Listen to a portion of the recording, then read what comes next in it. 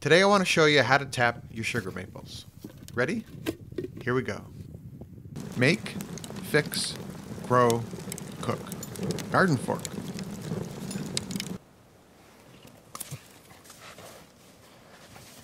Hey everyone, welcome to GardenFork. Have you thought about tapping your sugar maple trees, maybe just to kind of see what it's like?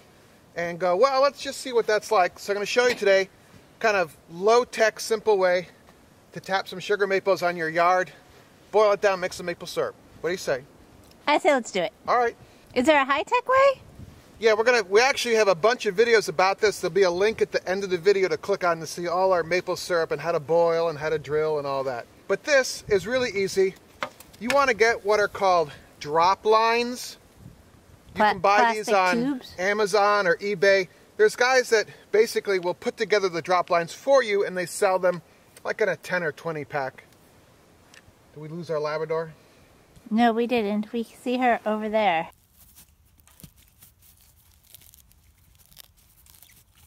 So these are a tree saver tree tap, it's called. It's a specific kind you can buy.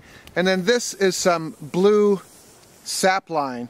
And you can buy this in bulk, but you could also just buy these put together, are called drop lines. They're relatively inexpensive. So get a bunch of these and then get some food grade buckets. I bought these at the home improvement store, believe it or not, in the paint section. But they're food grade. Right, make sure it says food grade. And you need a drill with the appropriate drill bit that is the size of your taps, okay? You've got that. And this is really easy. Even I can do it. First thing, you want to drill some holes in the top of your lid. Like anywhere?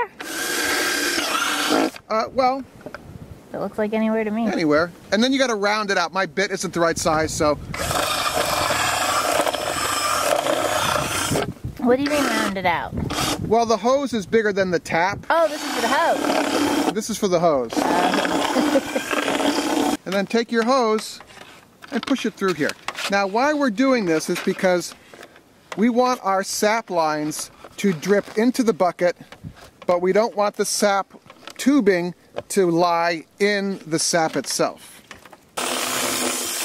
Whoa. Because the tree, if this tube is in the bucket, sitting in the liquid sap, the tree can suck the sap back out of here up into the tree. It knows how to do that? I'm pretty sure. I read that on the, I think the University of Pennsylvania website.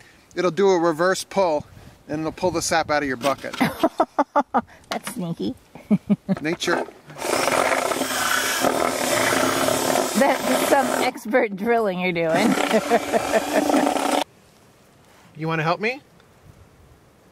If you go find your ball, go find the ball. Go get the ball. They lose the ball in the snow, and in the spring, little green balls everywhere. All right, take your drill out of the bucket. Put this here.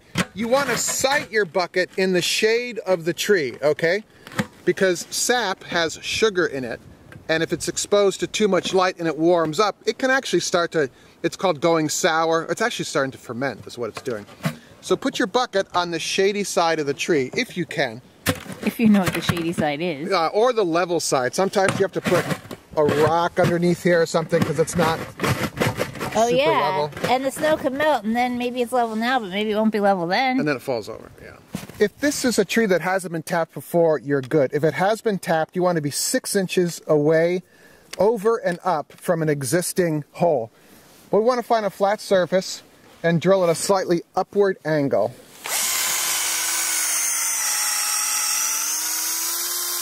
You want this to be a clean hole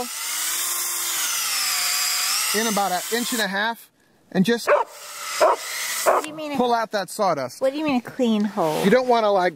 Oh, like you were doing with the right, you don't want to... You just go in and out. Got it. Take the ball and throw as far as you can. Rubber mallet. Yeah, to be gentle, right? This is pointing down. It could be, you know, anywhere like this. Just tap. Don't hammer, okay? See how it gets a thud like that? Yeah. You're in? Stop. You're in. You're good to go. Now we do another one. Maple syrup time. So you don't want to go right next to this one. You've got a whole tree to pick from here. This is called rock maple or sugar maple because this is really hard to drill into. Don't use a worn drill bit. Sap's running. So this goes in. It's running because it's not freezing out, right?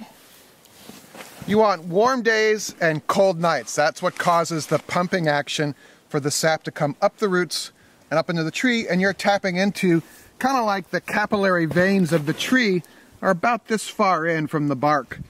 And some of that sap is going to come here into your bucket here. And then I would ideally collect this at the end of every day.